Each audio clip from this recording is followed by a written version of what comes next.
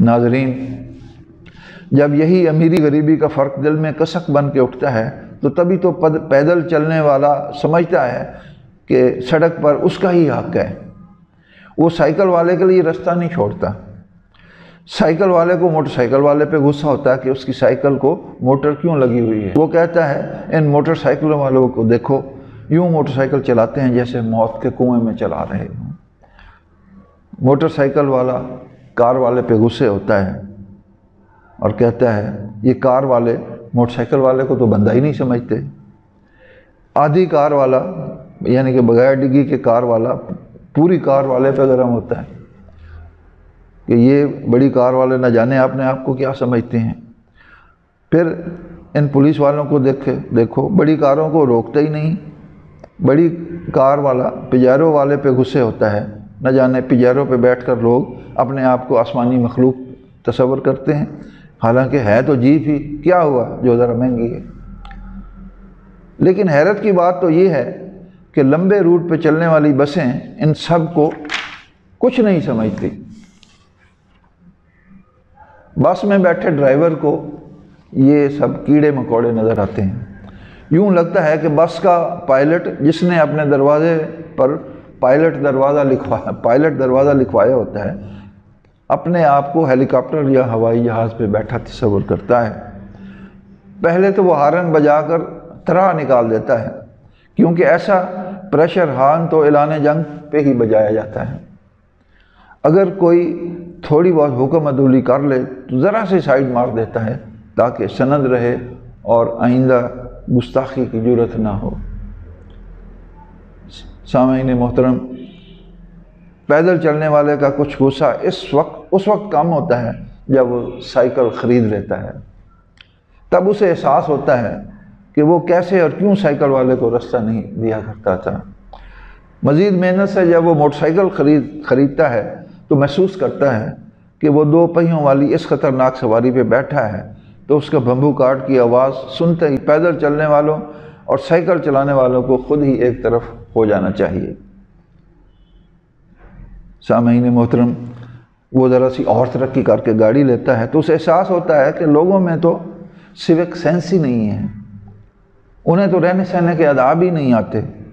مگر جب تک وہ کار تک پہنچتا ہے اس وقت تک اور بہت سے پیدل چل رہے ہوتے ہیں یا موٹر سائیکل یا بغیر موٹر کے سائیکل پر ہوتے ہیں، جو اس پر اسی طرح سے غصے ہوتے ہیں جیسے کبھی وہ ہوا کرتا تھا، جس طرح سے کہ اس میں دوسرے کو برداشت کرنے کا مادہ نہیں تھا۔ یوں ٹریفک کے ان سارے پہیوں کی طرح یہ چکر اسی طرح چلتا رہتا ہے کہ کوئی بھی اسے ختم کرنے کو تیار نہیں ہے۔ ناظرین، کسی محلے میں رہ کر کار رکھنے والے صاحبان کو تو صبر ایوب ایوارڈ ملنا چاہیے۔ ان حالات میں جو صاحب اپنی گاڑی کو بالکل صحیح سلامت 1 سال تو کیا 1 ماہ تک رکھے تو اسے تمغہ حسن کارکردگی ملنا چاہیے۔ محلے میں کار چلانے کی سب سے بڑی احتیاط کیا ہو سکتی ہے؟ یہ بظاہر ایک مشکل سوال ہے، مگر آپ صرف 1 مرتبہ ہی کسی محلے میں گاڑی چلا کر دیکھیں تو اس کا جواب بالکل آسان ہو جائے گا۔ تب آپ کو محکمہ بہبودی آبادی، المشہور محکمہ خاندانی منصوبہ بندی بہت یاد آئے گا۔ آگے پیچھے دائیں بائیں آپ کو بچے ہی بچے نظر آئیں گے۔ ان بچوں کو بچانا بہت جان جوکھوں کا کام ہے۔ اور بہت بچ کر چلنا پڑتا ہے۔ آپ کو گلیوں میں ہر عمر کے بچے کا ہر ڈیزائن مل جائے گا۔ آگے چلتے ہوئے آپ کو ونڈ سکرین میں سے اپنی سیٹ پر سے اٹھ کر ہو کرتے جھانکتے ہوئے دیکھنا پڑے گا کہ کہیں کوئی بچہ آگے تو نہیں آ گیا۔ اٹھ کر آپ کو دیکھنا پڑتا ہے کہ کہیں بچہ آگے تو نہیں آ گیا۔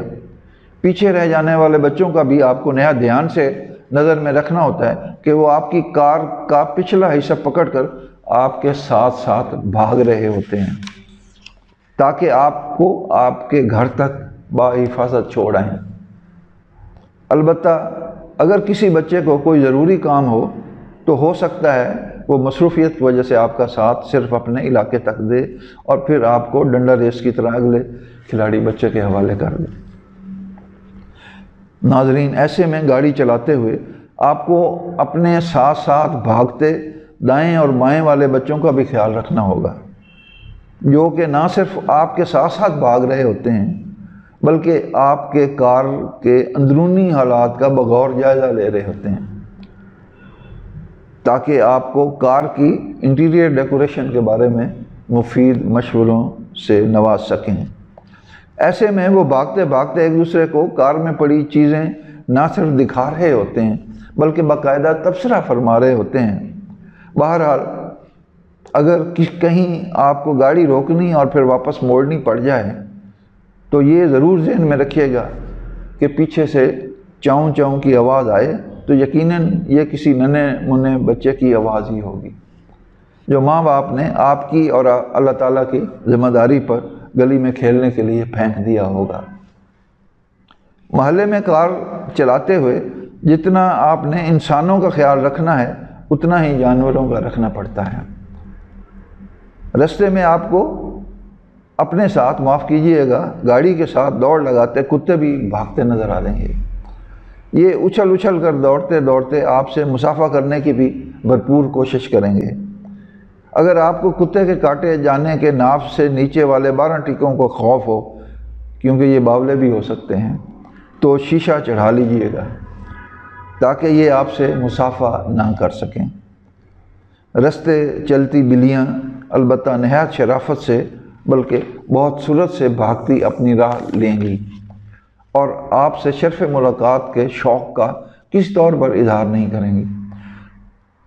بکری آپ کو دیکھ کر منمنائے گی مگر پھر گاڑی کے روب سے بکری ہو جائے گی۔ بھیڑ تو ویسے ہی تھوڑی سی ریس لگا کر کسی دوسری گلی میں گھس جائے گی۔ بس صحیح ساتھ دیتا ہے تو کتا ساتھ دیتا ہے، اور کمپنی کی مشہوری کے مطابق اپنی وفاداری نبھانے کے لیے اپنے حلقے سے باہر تک آپ کو حفاظت تک پہنچا کے آتا ہے۔ گائے اور بھینسوں کی بات ذرا مختلف ہے۔ انہیں زیادہ شوق تو یہی ہوتا ہے کہ وہ رستہ روک کے کھڑے ہونے میں فخر محسوس کرتی ہیں، جیسے کہہ رہی ہوں نہ جا رے بالم۔ اگر یہ مستورات کیلولہ فرما رہی ہوں تو آپ کے استقبال میں آپ کے قریب آنے سے پہلے اپنے چاروں پاؤں پر کھڑی ہو جاتی ہیں۔ اگر یہ مستورات کیلولہ فرما رہی ہوں تو آپ کے استقبال میں آپ کے قریب آنے سے پہلے اپنے چاروں پاؤں پر کھڑی ہو جائیں گی۔ ہو سکتا ہے تھوڑے بہت استقبالیہ کلمات بھی کہہ دیں۔ انہیں آپ لفٹ کرائے بغیر گزرنا چاہیں تو اس سخت زیادتی کا بدلہ لینے کے لیے وہ زور زور سے اپنی گیلی پچھل گھمائیں گی، جو کہ گاڑی کی کھڑکی کھلے ہونے کی صورت میں آپ کے چہرہ مبارک کو نہ صرف لگ سکتی ہے بلکہ ماشاءاللہ بھگو سکتی ہے۔ جب ان میں سے کوئی بھی مسلسل راستہ روکے رہے اور آپ کے ہارن تک کو کوئی لفٹ نہ کروائے تو مجبوراً آپ کو اپنی گاڑی کا کوئی بھی حصہ اس کی ٹانگوں سے ٹچ کرنا پڑے گا، پھر درخواست کے طور پر ہارن بجانا پڑے گا۔ یوں درخواست قبول ہونے کی صورت میں آپ کو راستہ مل جائے گا، وگرنہ اس کی لات آپ کی گاڑی کو بھی پڑ سکتی ہے، جو کہ ڈینٹ بھی ڈال دے گی۔ تب کبھی آپ اس چب کو دیکھیں گے اور کبھی اس کی خوبصورت ٹانگوں کو۔